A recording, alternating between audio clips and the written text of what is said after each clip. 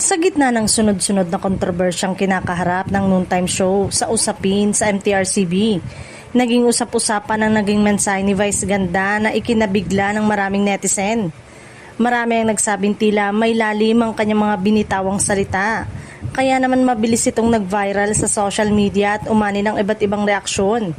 Bagamat hindi niya direktang binanggit ang kasalukuyang issue, marami ang naniniwalang tila eto na ang kanyang sagot sa mga kontrobersyang bumabalot sa programa.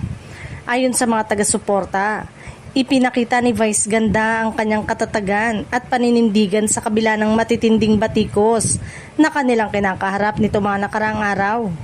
Samantala, patuloy pa rin hinihintay ng publiko ang magiging final na desisyon ng MTRCB kaugnay sa mga reklamong inihain laban sa ilang segment ng programa.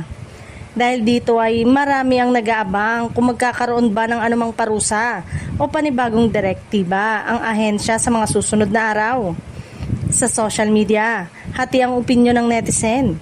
May mga naniniwalang dapat bigyan ng pagkakataon ng programa na itama ang mga naging pagkukulang, habang may ilan namang naninindigang kailangan pairalin ng patas na pagpapatupad ng mga alituntunin sa lahat ng palabas sa telebisyon.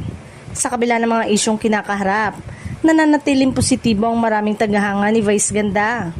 Patuloy nilang ipinapahayag ang kanilang suporta at naniniwalang malalampasan ng noontime show ang pagsubok na ito gaya ng ilang hamong kanilang nalampasan noon. Sa ngayon, wala pang inilalabas na final na desisyon ng MTRCB hinggil sa usapin.